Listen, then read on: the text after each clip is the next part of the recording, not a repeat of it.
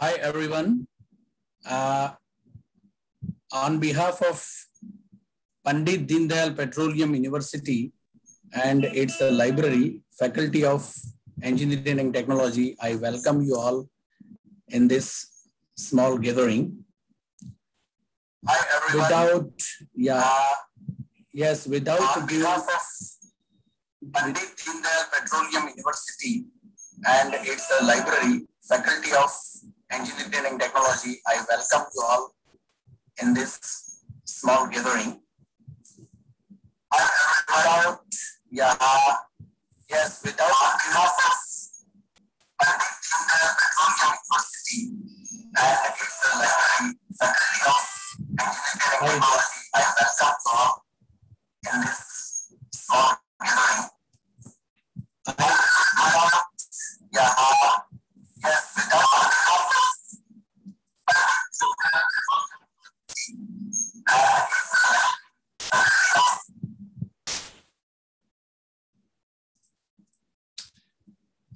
Sorry for technical disturbance.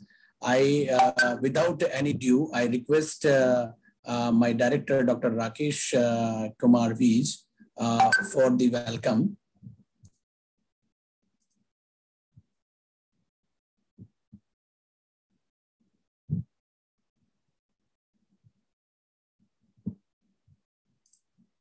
Hello.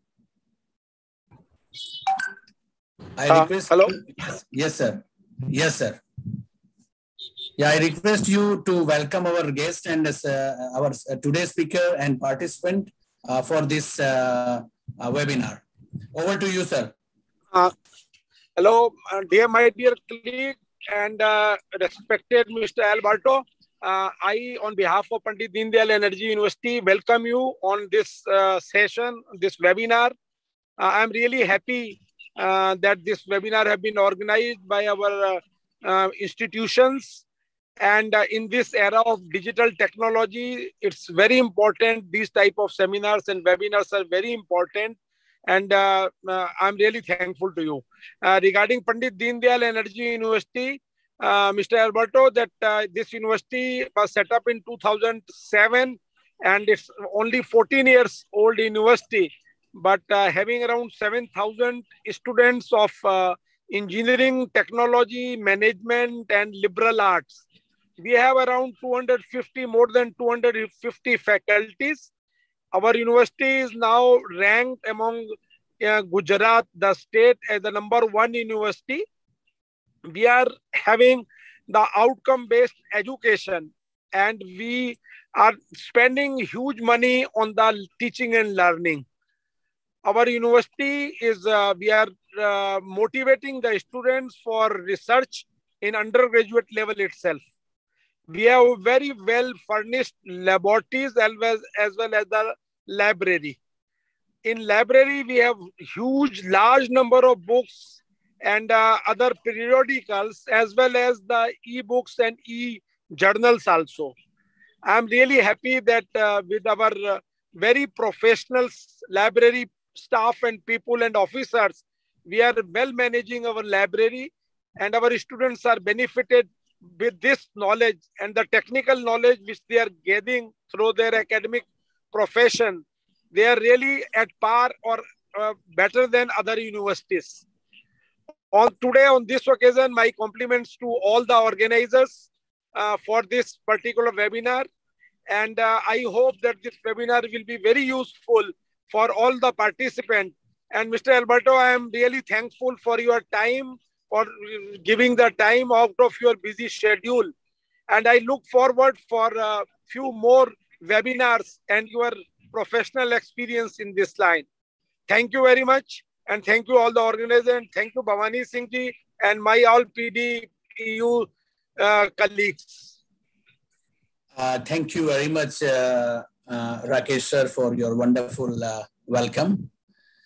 Thank you.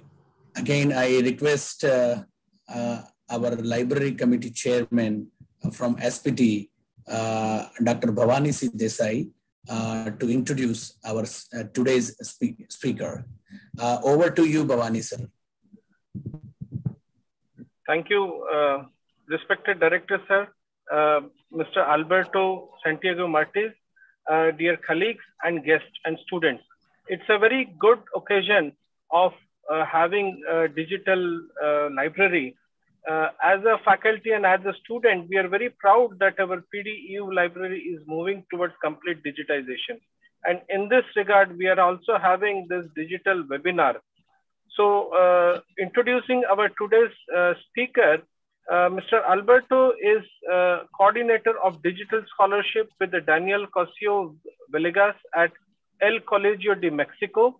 He has a huge experience and worked with various digital libraries set up and interested in digital scholarship. He has authored various articles in national and international publications. So we are very thankful to you for taking out this time, and we are very eager to hear about you. Welcome, sir. Yeah, thank you so much, sir, for the introduction. Now I request our today's speaker, Alberto Martins. He's from Mexico, and I request you, sir, for your kind presentation. Over to you, sir. Good evening to everyone. I'm honored by your words, and I prepared a presentation yesterday for you. The presentation that I have involves a lot of multimedia and the use of various online presentations. So I figured that because of bandwidth limitations, it might be best for me to prepare this beforehand for you all. So I will be presenting this right now.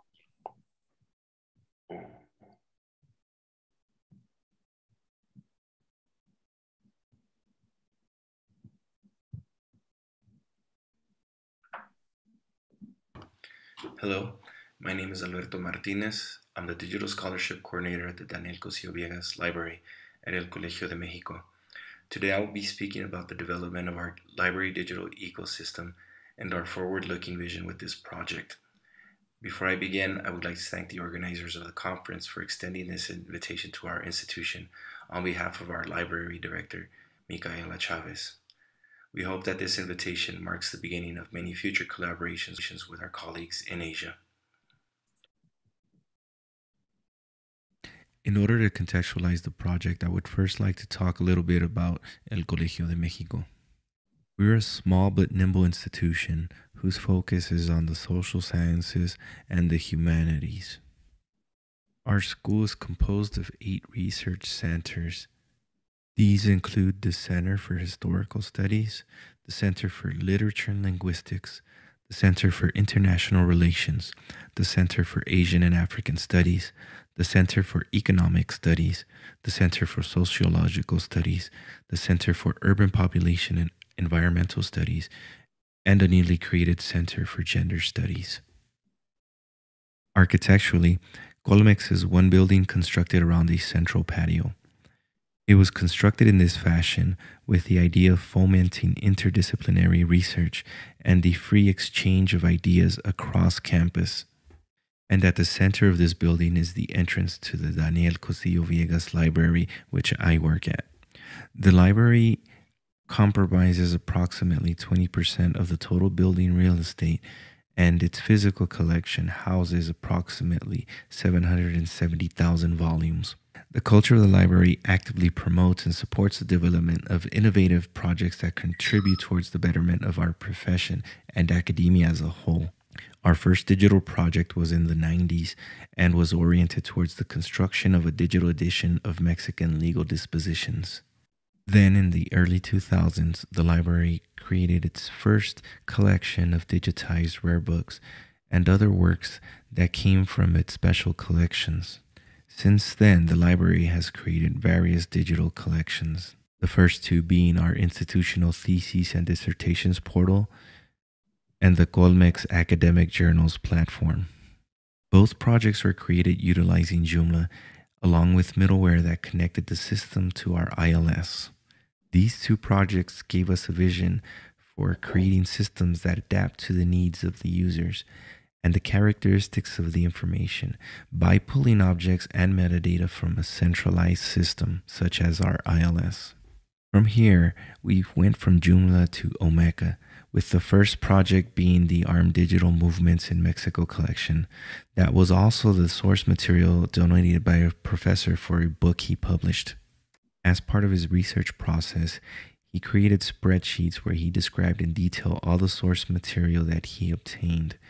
This helped us create metadata mappings with Dublin Core and helped us understand how metadata cleanup and mass migrations of objects worked within Omeka. After this project, we embarked upon the collection of historical indigenous language workbooks, which was source material for another research project and was completed thanks to a donation by the organization that originally published the works. Linguists that study indigenous languages in Mexico are not only concerned with a language, but more so with the specific region in which that language is spoken. To add value to the system, we embarked upon our first geocataloging project to make the system useful to researchers.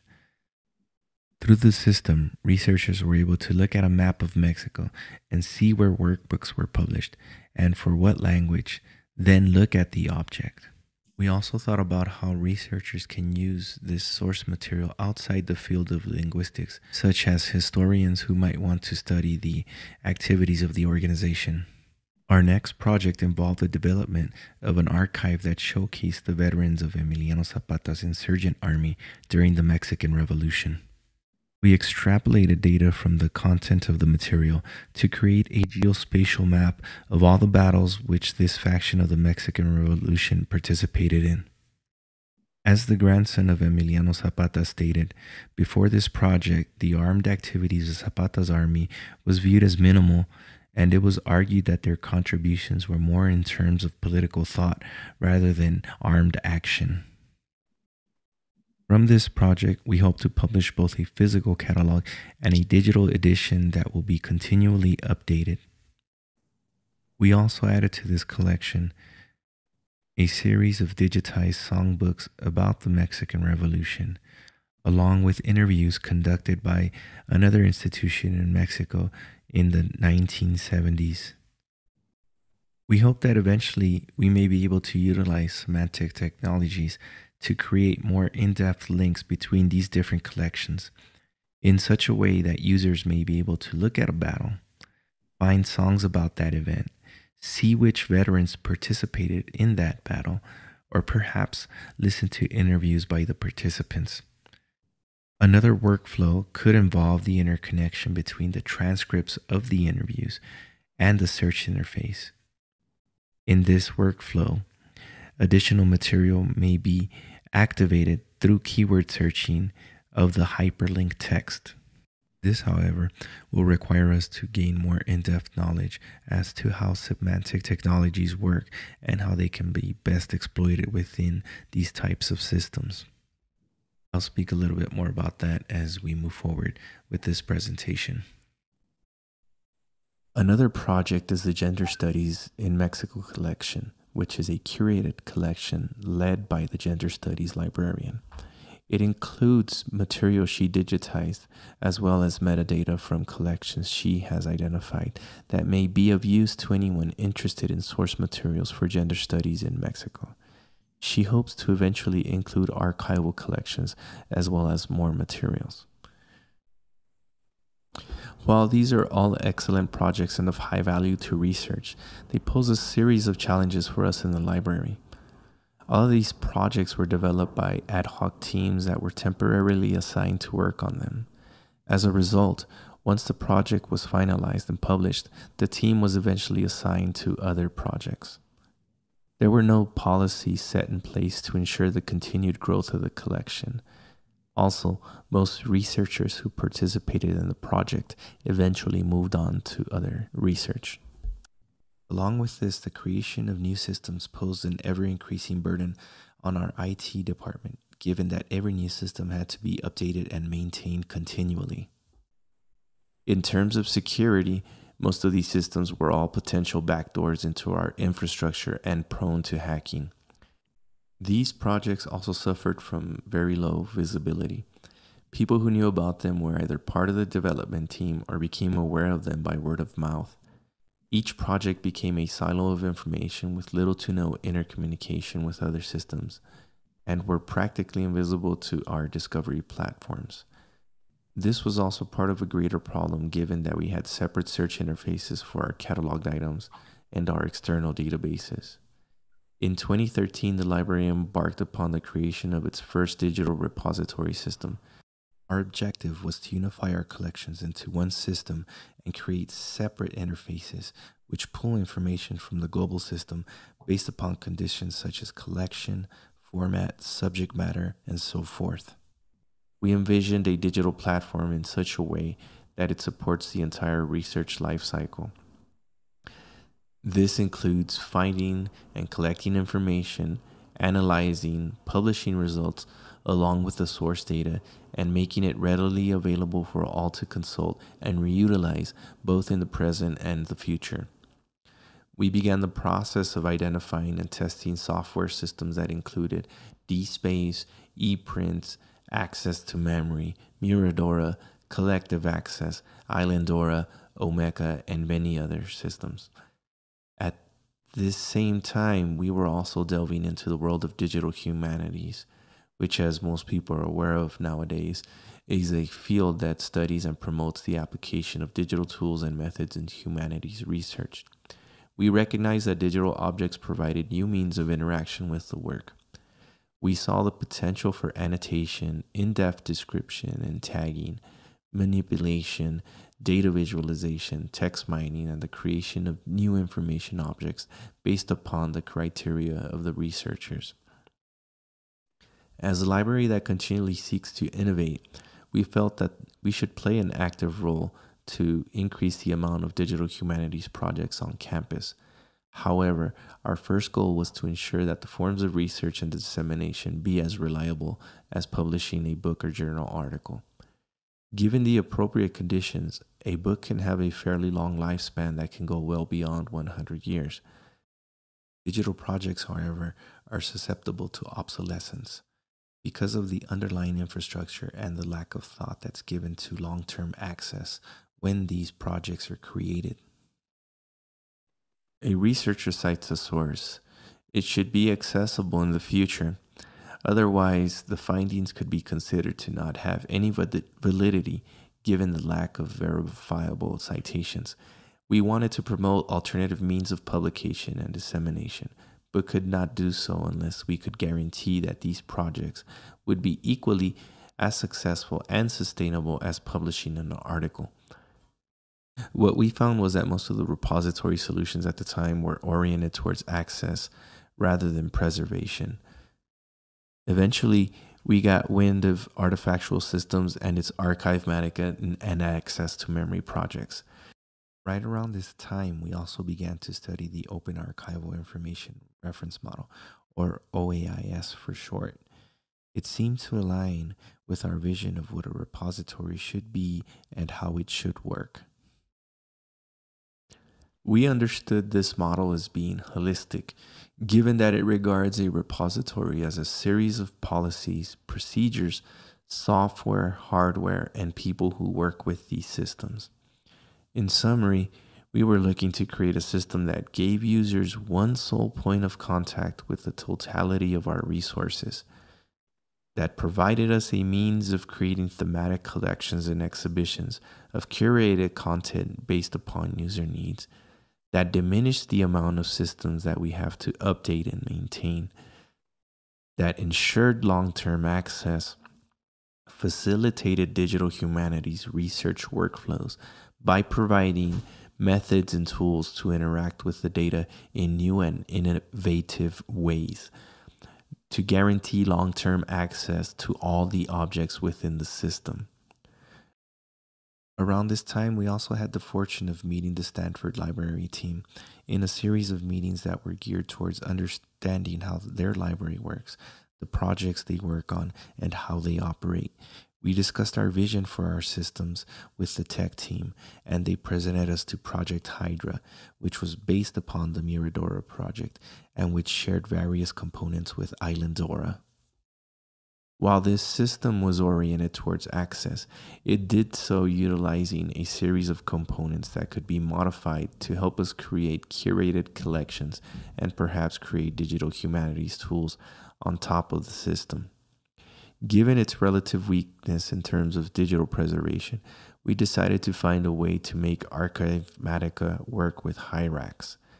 Views for the curated collection and digital humanities projects would be created with a multi-site service, such as Spotlight, WordPress multi-sites, Omeka, or some other type of homegrown system. We also found that the systems utilize semantic ontologies for metadata, which could help us in the future with semantic web projects.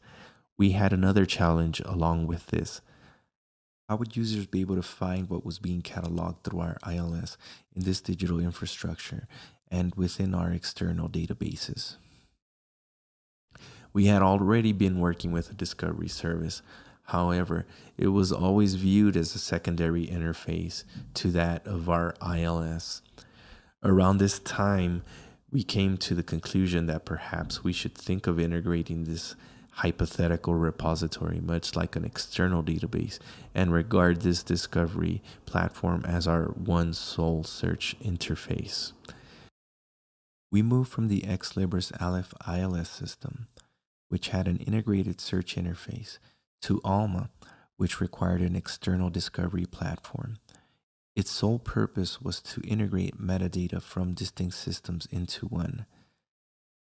Considering these other systems, we determined that what we were creating was something that went beyond a digital repository and went more into the realm of infrastructure or digital ecosystems. Our understanding of ecosystem is best defined in the inaugural Digital Ecosystems and Technologies Conference, which took place in 2010.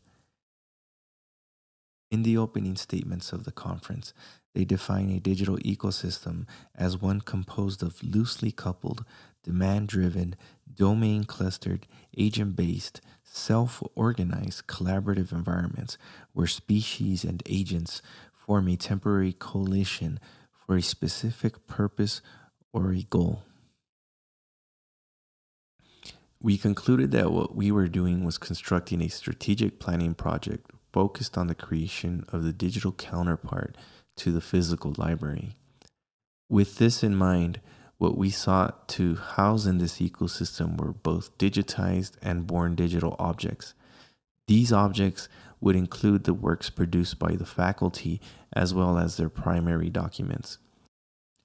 It would also include post-custodial projects, whereby we digitize collections in custody of outside entities that could be of interest to the researchers on campus. It would also house special collections. The goal of this digital counterpart was not to seek to replicate the physical environment. We sought to go beyond functionalities such as page-turning scripts. What we realized was that behind this infrastructure would be one corpus of information from which we can do things that are not possible with physical objects. Works produced by authors could also provide access to what was cited, with hopes that the cited material will be utilized for new types of research on campus. As I had previously mentioned, our corpus of Mexican legislation that includes 300 years of information was our first digital project in the 90s. This work could be offered to users in such a way that it can permit mining of the text for research projects, such as the study of the development of Mexican Spanish. As another example, a gender studies professor could mine the text to find legislation related to the rights of women throughout this entire period of 300 years. By developing views, we could utilize metadata to automatically curate newly integrated objects that pertain to a specific subject matter. As I mentioned previously, the selection for the Armed Movements in Mexico collection was a manual process. With this project as well, we have also thought about how we can use semantic ontologies and automated text analysis so that the systems could help with selection by automatically including items that are relevant to this collection. These curated projects could grow by themselves, bringing to fruition the vision of the ecosystem as a self-evolving entity. So what has been done, and where are we in terms of the project? In 2017, we implemented our first Hydra-based repository called Sophia. Since then, Project Hydra became Project Samvera, and Hydra evolved into Hyrax. In 2020, we implemented Archivematica. We also added access to memory for our digital archives and created a middleware for the minting of persistent identifiers with Alma, Hyrax, Archivematica, as well as access to memory. In terms of views, we created our first two views that include the collection produced by the seminar on peace and violence. We also collaborated with two other institutions in Mexico and the Council of Research Libraries in Chicago to create the Repository of Disappeared Persons in Mexico.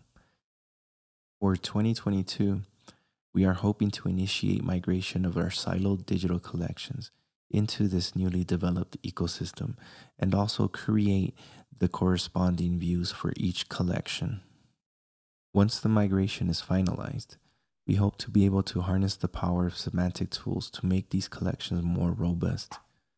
From here, we expect to integrate tools such as corpora analysis, FAR reading, annotation, digital publishing, and whatever functionalities future research might require.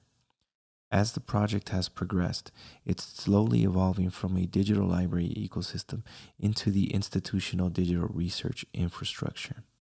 We are working with other units on campus so that we may concentrate other siloed projects developed within the research centers, Campus IT, our publishing house, and our digital education center. We also look to extend the project by way of policies which require that all academic works produced on campus be deposited. If this is done, we can automatically generate the CVs of the faculty. We can also help with administrative tasks, such as generating annual reports that are utilized by our governing agencies.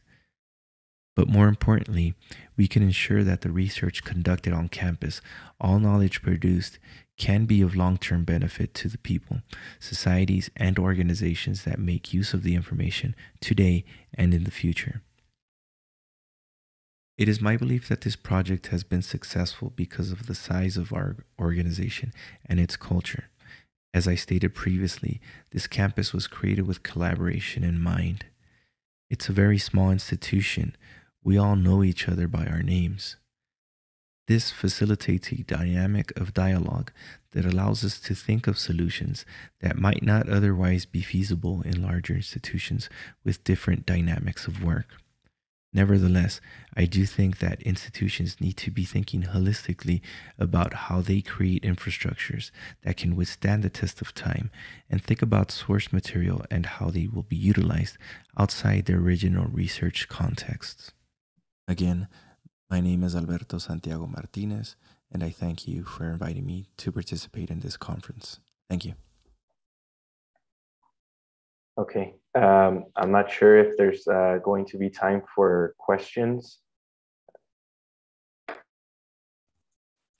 Yes. I request all the participants for put their question into chat, or even they wanted to ask directly. I will give the permission to ask Alberto. Yes.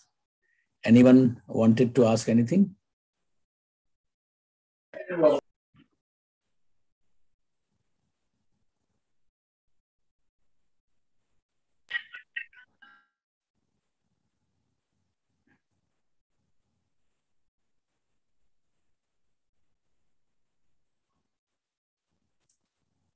I think I'm just referring. Bharat, yes. So Bharat, Dr. Solanki has raised his hand, so maybe he would like to ask. Okay, just let me see the... Shamarbai Solanki, Dr. Shamarbai Solanki. Samalbai S. Solanki. Okay. Dr. Samalbai S. Solanki, if you want to ask anything, you just unmute your microphone and you ask to Alberto. Yes, please. Okay, I think. Actually, it is a very nice presentation made by Dr. Alberto. That is to say that just only congratulations. Thank you. Yeah, fine. I have I have a little bit questions to you. That in India, in most of the academic institutions like us, we are using one of the open source software which is called DSpace. So in this lineup, would you please suggest us any other players that we can have more choice to implement? Yes, we tested DSpace originally, maybe about, I believe it was 10 years ago, to see if it would, if it did the things that we needed the system to do, and it was not able to meet our requirements, because what we needed was one system, and from that system to create multiple websites. So in that way, each collection comes from that one same collection, but it gives multiple ways of navigating. So one of the things that we wanted, for example, was to be able to browse journals by volume, by number, by year, and at the same time, maybe have another system be able to showcase videos with its own formats and metadata structures. So DSpace was not able to do that adequately at that time. So we explored other projects, and the one that we adopted is called Hyrax. That's Hyrax. So we adopted that project. It was originally called Hydra, and the other system that is very similar to that one is called Islandora. I can put it in the chat, which is very similar to Hyrax in the way that it works, because it's not really a software. It's a series of components that you install in a server in order to create your own repository solution. Hyrax utilizes Ruby on Rails as part of its technology stack, so it does require experts in that programming language. That was a problem for us in Mexico, because there's not too much development with Ruby on Rails, Redis, or actually the majority of the stack that it's utilizing. And when we did find someone, they were working in an institution where they were getting paid enough money that we couldn't possibly compete with that job offer. So that is something to consider. DSpace is very easy to implement, and in Mexico, it's highly utilized because it's so easy to implement, and there's many programmers who utilize that language. So yeah. Yeah. Okay. Yeah, this is nice things. But for example, if I have this, the framework you told about, this is like a framework. Mm-hmm. Rather than the product, or rather than the ready-made software, but it is a framework. So there is a beauty of framework, and there is a limitation of a framework. But the beauty with the DSpace, it is very easy to implement. But the limitation is that we cannot integrate with the multiple system, or we need a more knowledge. But about the Ruby and Rails, so what is the have you implemented a discovery tool in your organization? Yes. Well, as part of Hyrax's technology stack, it uses a discovery platform called Blacklight. We've implemented that one, and the other one that we're currently utilizing for the global collection is Ex Libris Primo. Okay. And before that, we were working with EBSCO Discovery Service. So how you integrate your institutional repository to this this blacklight and everything's? Do you have a ready-made driver, or you developed it? Blacklight works natively with the rest of the Hyrax technology stack. So we didn't have to do much other than just implement the system. However, for it to appear as part of the global collection, we have to make it connect with Ex Libris Primo. So we haven't done that just yet. What we plan to do is have it receive the information as if it were to be a external database. So we would feed that metadata into Ex Libris Primo in the format that it requires. And from there, it would then give the links to the repository system. Yeah. Yes. Yeah. So I have my colleague, one of my colleague, Professor Lavji Jala, and I wanted to give him a privilege to say something to you. Okay. If you don't mind. Yeah. Yeah. Thank you very much, Dr. Albert. This is a very nice presentation. Myself, Dr. Jala, Lavji Jala, I am working as assistant professor in Saddapata University.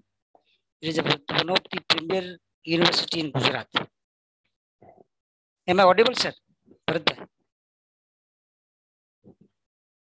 Bhai, am I audible? Yes, it's okay, audible. Okay. I would like to ask the question to Albert, sir.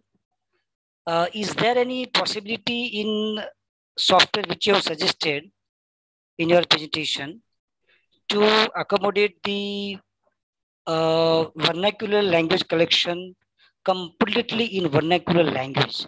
Take an example. We have in India, there are lots of languages are there. And every state, we have 29 states and some union territories, and every state has its own language. And every state has its own culture, and it is a responsibility of library professional to preserve the history and culture of the society. Okay. So we have variety of the language, the culture, and I being I am from Gujarat, so my language, my mother tongue is Gujarati. It is one of the the 22 languages of the schedule. It had been declared by Lok Sabha. Okay, so suppose. And I have taken, I have been granted one of the project by ICSSR, that is called Indian Council of Social Science Research from New Delhi. And I have created a digital library in vernacular language, particularly for the vernacular collection. So, I use Greenstone digital library software. I am one of the volunteer translator of Greenstone digital library, and it is my privilege to I have created more than 1,800 strings into Gujarati language. So as on today, anybody as on today, suppose farmer can also check, or a farmer can also access the whatever content he or she needs, and anybody, suppose collector is a higher position, so anybody can access our collection that in vernacular language. So is there any possibility in your software that vernacular collection can be accommodated? Thank you very much. This is my question to you, sir. Okay. In terms of translations, when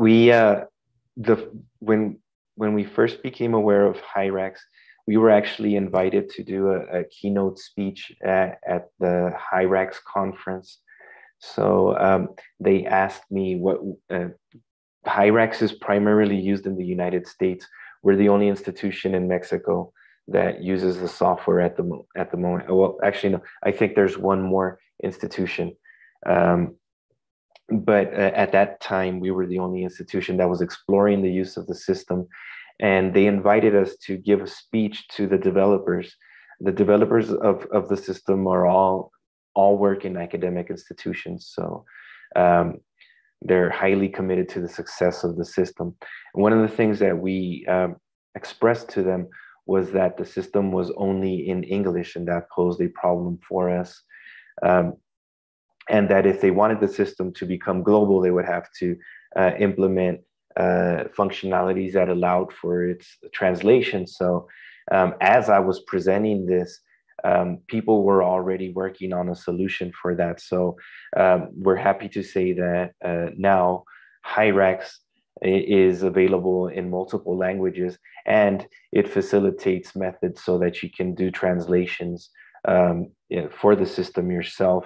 I think there's been a couple of translations for Mandarin as well, and French, English, and Spanish at the moment. So I do believe it works with language files.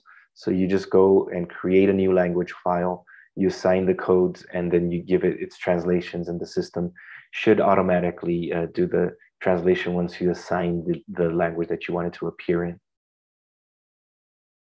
I think the same goes for Omeka. Omeka is another system that we've utilized highly in our institution. And that one also uses language files for translations. So it's just basically a matter of going in there and doing the translations. Yeah, thank you very much, because it is a need of the hours for the library professional, not only rely on the only one language, that is called English. But right. If you are working at a particular place, it is our responsibility to preserve the culture and history of the society. And it should be preserved in the vernacular language. So we can also attack the most of users. Thank you very much, sir. Thank you, sir. I completely agree.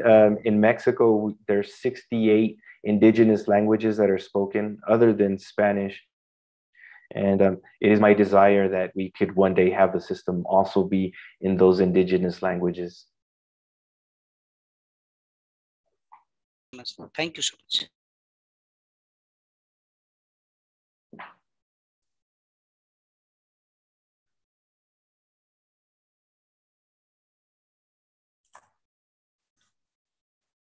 Yeah, anyone? Because of we have more 5 minutes to say something in a form of question or in a form of debate, whichever you want. Abu Bakar, if you wanted to say something. No, my question is on the language integration, and he has already addressed it.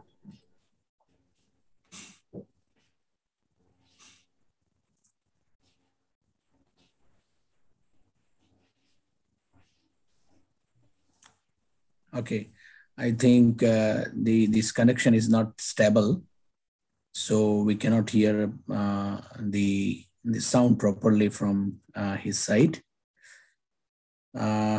Thank you so much for your wonderful speech.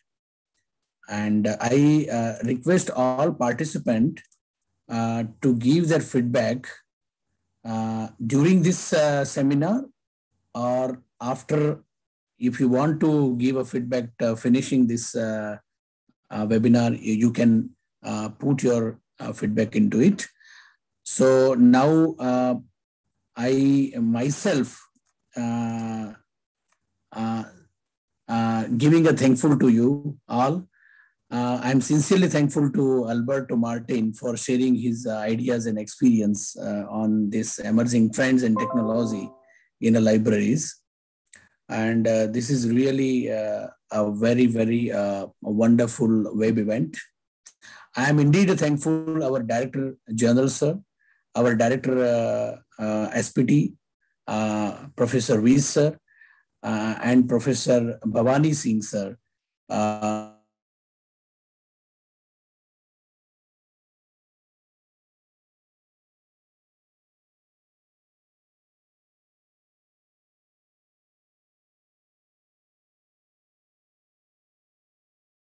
program successful. Now I announce this webinar closed.